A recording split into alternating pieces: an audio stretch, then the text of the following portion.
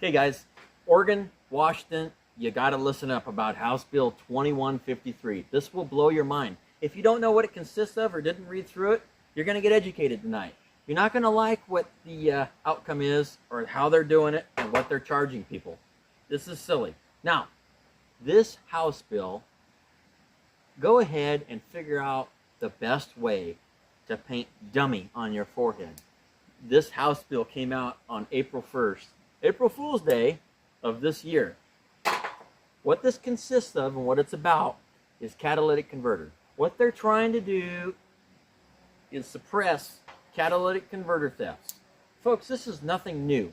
Oregon, Washington, California, the Western Seaboard, the Eastern Seaboard, we all have dealt with it. It's a big deal. It's nothing that we haven't seen before. Now, I've got an idea how to put an end to it. A lot of people have talked about it. Why haven't we put it into motion yet? That's what I want to know. It would be very easy, and I mean very easy, to handle this and snuff it out. So what they've done instead in Washington is come up with this grand idea about marking catalytic converters. Upon sale, upon recycling, as far as dismantling, stuff like that. They want to charge up to $500, folks, to mark your catalytic converter. So I started thinking about this the other night, and I thought, how in the hell are they marking these catalytic converters? What are they using? Are they using some kind of a metal stamp, like a punch type set? Or are they putting a tag on there, like a metal tag with maybe rivets or something along that way?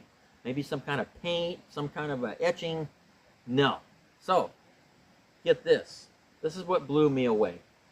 And you're paying for this, guys, so listen up.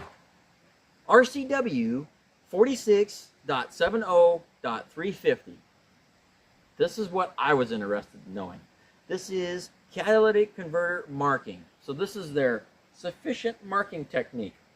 A vehicle dealer, prior to sale or transfer of vehicle, offer the purchaser the option. Now, this is the sheet we printed out, and it gives you the option to opt out of this. Folks, if you've bought cars before, get this sheet, and you already know what you're going to do.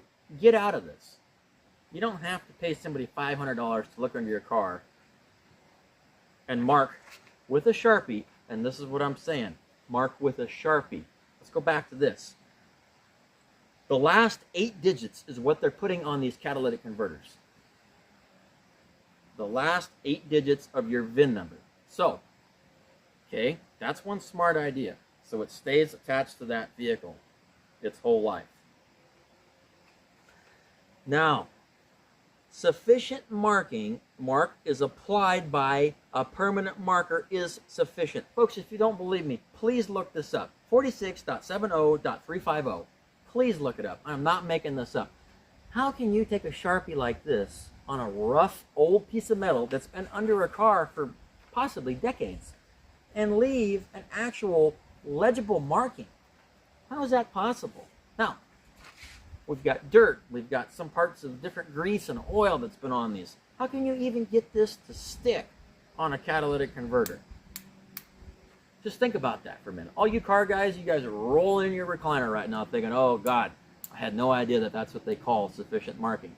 That's what it is. Now, how in the world could you keep a straight face and charge somebody $500 to do that? They talk about the titling paperwork slowing down, if you agree to this. So you're going to give them $500, and that's also going to be a delay on the transfer vehicle sale, you know, the paperwork, the title, registration, whatever they got going. I mean, you're basically paying them to take longer and file more paperwork so they can go under your car, whether they jack it up, whether it's cut off, however it is, and mark with a Sharpie that you're not going to be able to read on a catalytic converter. Folks, the day they put this thing in the order is, I mean, that just says it all. I don't know what they've got going on up there in Olympia, but I don't think the sharpest knives in the store are sitting up there thinking about different ways to prevent catalytic converter theft. This is my idea, and a lot of people have thought this and tossed it, turned it in years past. Why they haven't really stuck with it, they might have it in some states, and they should have it in Oregon and Washington. So, when you go and you buy a vehicle, there's catalytic converters on it. You may not know how many are on there or if your vehicle even has it. That's another thing. please educate yourself, folks, on the vehicle that you're buying. And you know what? Sometimes it's not even vehicles. Sometimes it's machinery. Sometimes it's old trucks. Some of these vehicles and most machinery does not even come with a catalyst system. So don't fall victim or let them get you on this for something that doesn't even have catalytic. Now, I would hope if they actually took the money and you paid them for this service and it didn't have a catalytic converter, I would hope they would be honest and actually reimburse you, but who knows. So, when you buy a vehicle, you can actually opt out to this. This is the good thing. You can opt out to the catalytic converter marking. $500. Can you believe that? Charge somebody $500 to write on a catalytic converter with something that's probably not going to even be legible. I just can't get that out of my mind. Ridiculous. So, buy a vehicle, you've got the catalytic converter on there. It gets stolen. A lot do, especially up north, down south. It's all the same thing. The people who are stealing these, they're taking them to a recycler or some kind of outlet where they can sell them. Why do these businesses continue to buy from random people off the street? We need to shut that down and snuff it out. That will dry up catalytic converter theft like you wouldn't believe. The only people who should be able to sell to these recyclers should be people with correct credentials, auto body shops, mechanic shops, such of that nature. They should be able to have a rapport with these folks that actually buy them. They shouldn't have to say what number they came off of or what car. And you know what? There probably will be foul play, but it's a lot easier dealing with business to business than people just walking off the streets that just stole these last night and selling them to recyclers. Stop the buying of catalytic converters directly off the street. That's your whole problem. We don't have to do this shenanigans. We don't have to swindle people into paying $500 so you can look at their vehicle and get your Sharpie out and do what is just about impossible to do and actually, work out in the long run. So, what do we do with a piece of machinery and you're unsure, like new skid steers or new tractors? Folks, a lot of these vehicles, pieces of equipment, they do have, particularly like diesel vehicles, they do have a catalyst system on them. If you're unsure, please, like I said before, look up and see what this vehicle consists of. Now, some of these new vehicles, guys, they have up to 4 catalytic converters on them, especially if you've got a V motor. You've got bank 1 over here and bank 2 over here. Sometimes there's just 2, but most of the time, you're going to have at least 1. Please look at your vehicle's spec sheet before you go and just, okay, do whatever. What's another $500? I mean, you're buying a $5,000 or $6,000 vehicle. It's not brand new, and you're going to get charged $500 for this? Really?